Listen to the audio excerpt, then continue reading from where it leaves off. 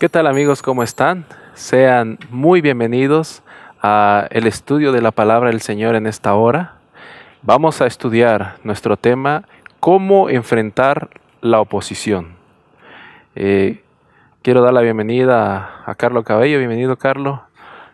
Muchas gracias, Miguel, por esta invitación y bueno, rogamos que sea del agrado del Señor. Amén, que así sea. Bueno, Carlos, antes de reflexionar en este estudio, ¿te parece hacer oración con nuestros televidentes? Ok, oremos. Padre nuestro que estás en los cielos, santificado sea tu nombre. Te damos gracias, bendito Señor, por darnos la oportunidad de estudiar este pasaje importante en la historia de tu pueblo. Oh Señor, ayúdanos a poder entender el trasfondo y la importancia de esto para nuestros días. En el nombre de Jesús te pedimos que nos acompañes. Amén. Señor. Amén.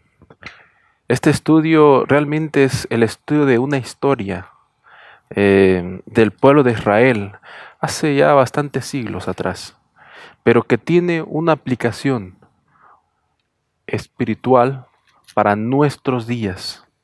Y como bien mencionabas en algún momento, antes de iniciar, para el derramamiento del Espíritu Santo. Amén. ¿Qué te parece el título, el nombre del título, Carlos? ¿Cómo enfrentar la oposición? Es muy importante que nosotros sepamos esto y lo estudiemos porque el pueblo de Dios siempre ha tenido oposición. El bien y el mal siempre están luchando. El lado de Cristo y el lado de Satanás, la luz y las tinieblas, siempre está en constante confrontación. Pero sabemos el resultado y eso es lo que nos anima. Amén. Vamos a reflexionar acerca de que Dios está con su pueblo y que Él nos ha hecho un llamado muy especial. Bueno, y entrando de lleno a la historia, vayamos a Esdras capítulo 4, que nos menciona aquí el retorno de los israelitas, el primer grupo, dirigido por Zorobabel, Josué, y su misión era edificar el templo de Dios de Israel. Y quiero leer el versículo número 1. Oyendo los enemigos de Judá y de Benjamín, que los venidos de la cautividad edificaban el templo de Jehová, Dios de Israel, vinieron a Zorobabel y a los jefes de casas paternas y les dijeron, edificaremos con vosotros, porque como vosotros buscamos a vuestro Dios y a él ofrecemos sacrificios desde los días de Esar-Hador, rey de Asiria, que nos hizo venir aquí. Bueno, Carlos, aquí vemos que me llama la atención que la tercera palabra que menciona el texto número 1, el versículo 1, es enemigos, pero resulta que estos se presentan como amigos. Dime tú, Carlos, ¿cuán importante es discernir los amigos de los enemigos o los enemigos de los amigos? O diferenciar entre una oveja verdadera o un lobo rapaz vestido de oveja. Esto es tan importante, lo que tú preguntas, tanto como el tener que conservar la propia vida. Porque un amigo, pues, ayuda. Y un enemigo hace, pues, todo lo contrario. Esta gente, estos hombres de Samaria, de Benjamín, habían llegado, de la otra parte del río, como les llama la palabra de Dios, habían llegado a ofrecerse como voluntarios, ¿sí? para ayudarles a construir o a reconstruir el templo, y por el motivo de que ellos también eran adoradores de Jehová. Y esto era una mentira, puesto que ellos no podían ser verdaderos adoradores a Jehová, porque no eran israelitas, no conocían a Jehová. Lo que conocían de Jehová era lo que habían escuchado cuando llegaron allí. El rey de Asiria los trajo allí. Porque eran foráneos. Eran foráneos, eran de otro lugar. Y otro punto para defender esto era de que la mayoría de levitas y la mayoría del pueblo de Israel habían sido llevados a Babilonia, cautivos. El lugar estaba casi vacío. O sea, ¿de qué manera ellos hubieran podido conocer la verdadera adoración a Jehová? Esto era una mentira entonces de parte de ellos. ¿Y qué hubiese pasado si Zorobabel y los jefes, Josué, no hubiesen tenido el discernimiento espiritual para decir no y no permitirles el trabajo? ¿Qué hubiese pasado si les hubiesen dicho sí? Hubieran regresado a la situación que los llevó como cautivos a Babilonia. ¿Cuál sería? La idolatría. Hubieran caído en lo mismo. La palabra de Dios en 2 de Corintios menciona: no unáis en yugo desigual con los incrédulos, dice la palabra de Dios. Y eso, si bien es cierto, lo usamos nosotros con respecto al matrimonio o a elección de pareja, pero también tiene implicancia en el asunto de tratos, de compromisos, de alianzas con personas así. El Espíritu Santo usó a Zorobabel, a Josué, para impedir que estos hombres pongan sus manos sobre la obra sagrada y santa de Jehová, que era la construcción o la reconstrucción del templo. Y la reconstrucción del templo es tan importante tanto en ese tiempo y también lo es ahora. Porque a nosotros como adventistas del séptimo día también se nos encargó esta labor de reconstrucción. Reconstruirlo. Los muros también. Los muros, el templo mismo. Si no recordemos lo que dice la profecía de Daniel 8:14. Hasta 2300 tardes y mañanas, y el templo será purificado o será renovado, reconstruido. Esa palabra tiene que ver con implicancia con todas esas cosas que estamos mencionando. Así que como adventistas del séptimo día tenemos también nosotros esa responsabilidad. Uno de los líderes, el gobernante hombre de Dios, Zorobabel. Interesante su nombre. ¿Qué nos puede decir? ¿Qué significa el nombre Zorobabel? Me encantó poder revisar acerca del nombre Zorobabel. Primero, significa que es nacido en Babilonia. ¿Sí? O sea, no era israelita. Uno tiene la nacionalidad de donde nace, ¿no es cierto? Sí. Así que israelita no era descendiente de israelitas, sí, pero nacido en Babilonia. Si le hubieran pedido su identidad, pues hubiera dicho Babilonia. Era babilonio, ¿no? Entonces, una de las significancias que tiene su nombre era que era nacido en Babilonia o tenía su raíz en Babilonia. Y la otra, muy, muy importante, que me gustó mucho encontrarla, fue que es descendido de Babilonia. Zorobabel también significa esto, descendido de Babilonia, o sea, salido de Babilonia. Apocalipsis capítulo 18. Hay una invitación de parte del Señor a salir de Babilonia. ¿Y eso a quién los hace? ¿A quién hace Dios esa invitación?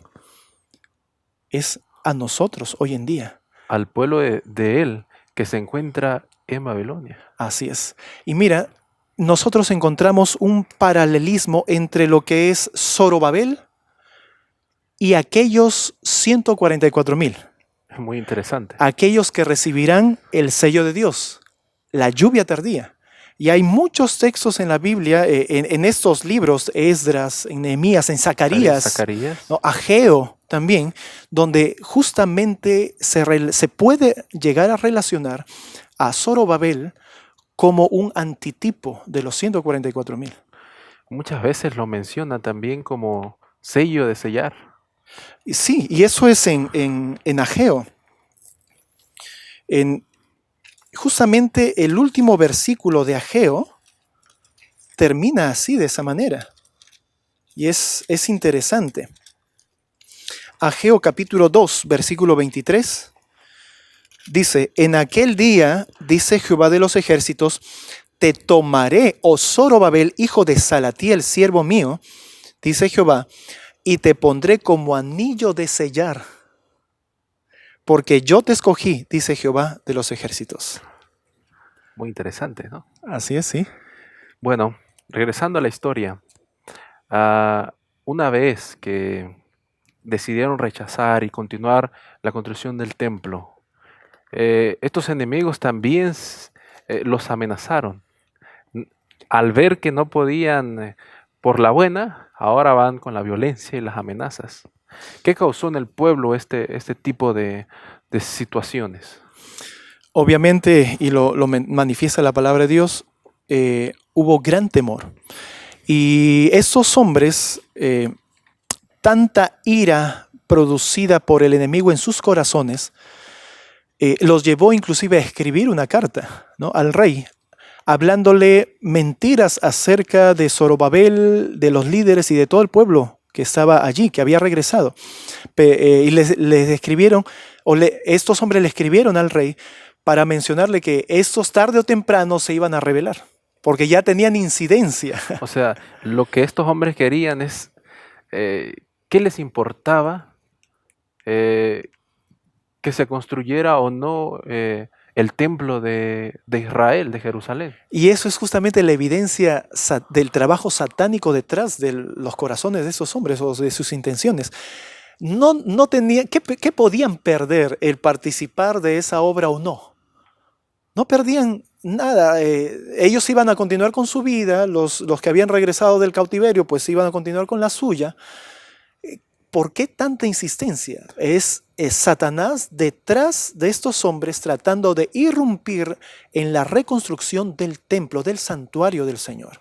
Y fíjate que Satanás logró en cierta medida su propósito durante un tiempo, porque no se terminó de construir el templo muy rápido, sino que el pueblo, los que habían venido con Zorobabel, que salieron de Babilonia, muchos de ellos, podemos decir, la comodidad de Babilonia todavía no salía de sus corazones.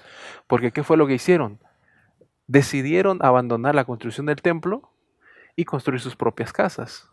Así es, se abocaron ya a buscar su comodidad. Y eso fue justamente el problema por el cual Dios dejó de bendecirlos. Dios había prometido después de los 70 años de cautividad que iban a recibir bendición, pero ellos notaban que no había bendición para ellos, para la tierra, ¿no? Para sus negocios, sus animales. Entonces comenzaron a ver en qué estamos fallando. Y ahí es cuando el Señor envía a Ageo y a Zacarías. ¿Cuál era el mensaje de estos hombres? Bueno, vamos a buscar en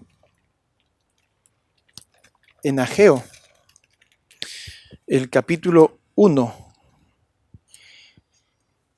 Desde el versículo 2 dice, así ha hablado Jehová de los ejércitos diciendo, este pueblo dice, no ha llegado algún tiempo, o no ha llegado aún el tiempo de que la casa de Jehová sea reedificada.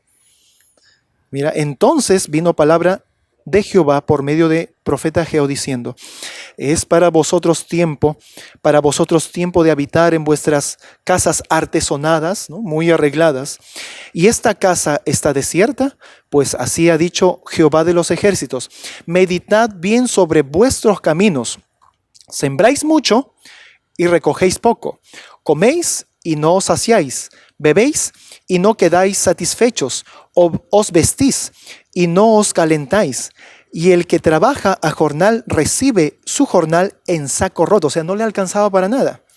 Y el versículo 10 también es importante, y eso lo ligamos ahora porque es lo que estamos esperando nosotros ahora, el derramamiento del Espíritu Santo.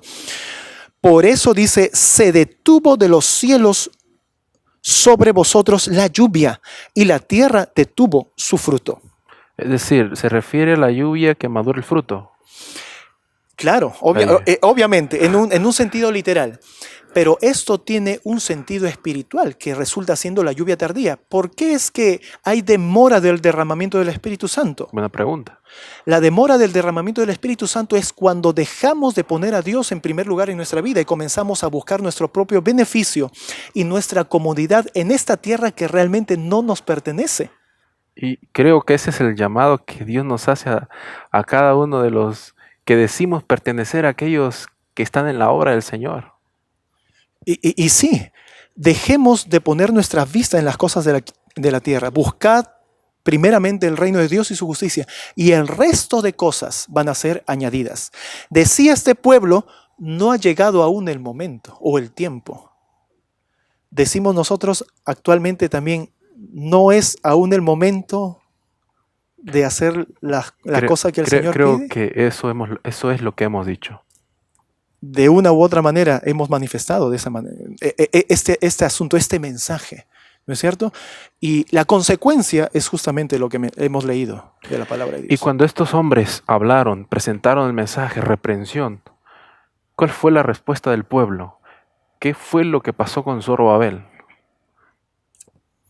Bueno, de buenas a primeras el pueblo no aceptaba las cosas, pero ellos reconocen finalmente,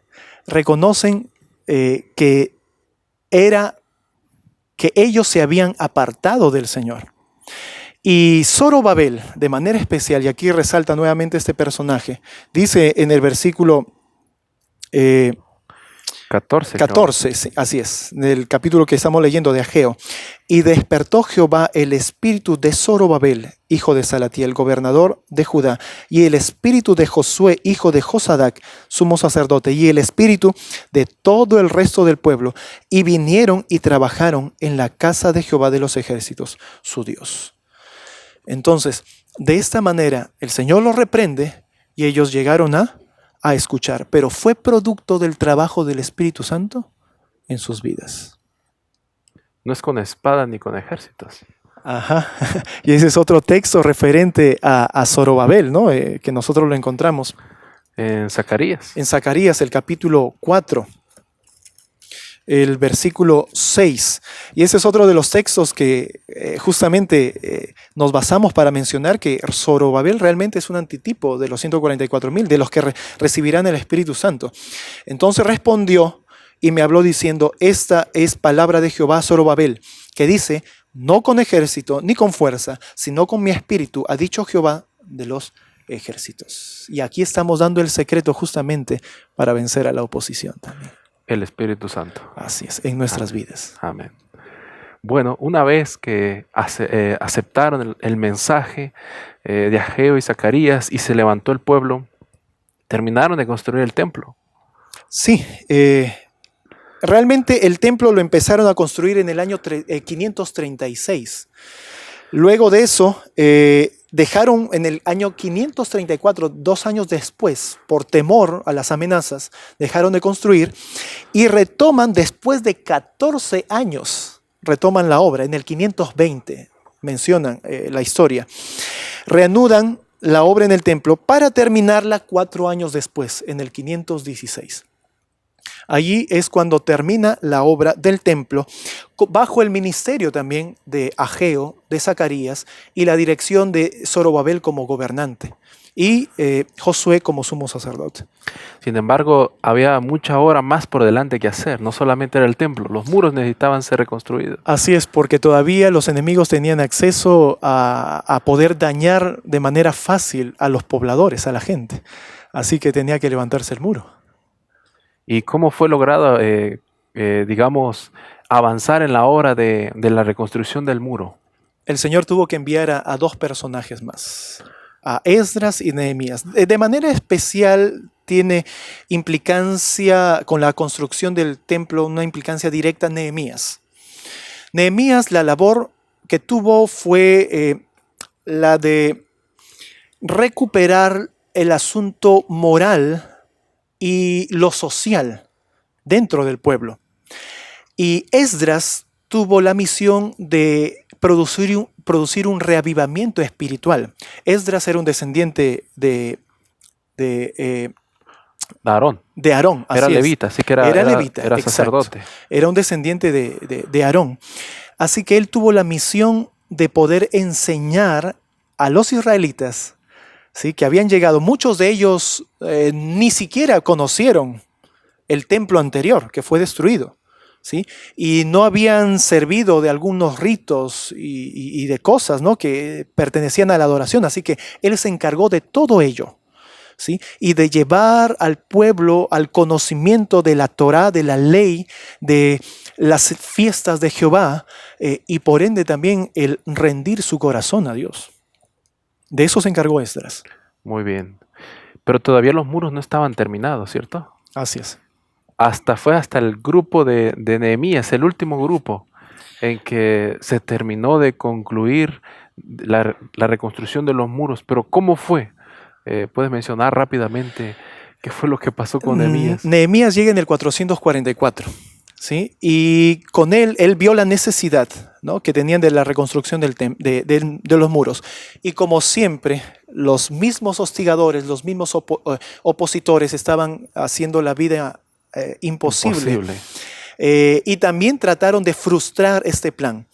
Pero Dios le dio sabiduría a Nehemías para que tanto los siervos que el rey le había dado a Nehemías para que llegue allí, como los pobladores, dice que con una mano cogían la espada y con la otra iban acumulando. Y los separó inclusive, dice, por grupos. Y andaba con él, dice uno, que llevaba una trompeta. Y donde escuchaban la trompeta, debían todos correr allá porque eran para la defensa de los opositores que venían con espada a querer invadir, querer matar, de esa manera impedir y tratar de amedrentar, ¿no?, a los pobladores. Y también hacían doble turno, ¿cierto? Trabajaban en el día con su espada en una mano, con el ladrillo en la otra, pero también trabajaban en la noche. Nos dice que en 52 días Así se terminó de reconstruir los muros. En 52 días, parece ser un tiempo récord, ¿no es cierto? Sin embargo, fue por la laboriosidad, por el esfuerzo continuo, abnegado, el deseo de poder de esa manera proteger al pueblo y de hacer la voluntad de Dios. Entonces podemos ver aquí que el hombre tiene una parte especial en este tiempo de la predicación del Evangelio. Colocarse, abnegarse, sacrificarse y Dios hará el resto. Amén. No es con espada. En poco tiempo. Así es. Y sí, es cierto. El Señor puede hacerlo en poco tiempo. No es con espada ni con ejército, sino con el Espíritu del Señor. ¿Y cuál es el llamado que Dios nos hace en esta hora? Habíamos mencionado que mucho tiene esto que ver con el trabajo de reconstrucción del santuario del Señor para con este tiempo, para con nosotros hoy en día, los adventistas del séptimo día. El santuario del Señor había sido pisoteado. Satanás había hecho un grande trabajo, pero a través de los reformadores de la iglesia, Dios fue recomponiendo cada instrumento, cada material, desde el atrio, el lugar santo y el lugar santísimo. El lugar santísimo es donde los adventistas del séptimo día debiéramos estar trabajando. Cristo entró en 1844 al lugar santísimo. Y Elena de White mencionando también acerca de la sinagoga de Satanás que se queda en el lugar santo. ¿Sí? En el lugar santísimo pasó el pueblo adventista con Cristo. Pero también menciona algo Elena de White, que muchos de los que pasaron iban a regresar. No debiéramos nosotros hoy en día bajar los brazos. Debiéramos continuar confiados en las promesas y en la victoria que ya nos dio nuestro amado Señor, nuestro capitán Jesucristo, para poder continuar hasta el fin y al fin sea realmente pisoteado la cabeza de la serpiente. Amén. Muchas gracias, Carlos, por haber reflexionado en este estudio y por haber estado con nosotros. Gracias, Miguel, por la invitación. A ti, amigo y hermano querido, Dios te ha puesto una hora adelante. Dios quiere que la realices. Él te dará las fuerzas con su espíritu, no con espada. Quizás vengan algunos enemigos, quizás algunas críticas, quizás algunos problemas, pero así como Nehemías, mantente confiado que Él hará la obra. Que Dios te bendiga y te guarde siempre. Nos vemos pronto.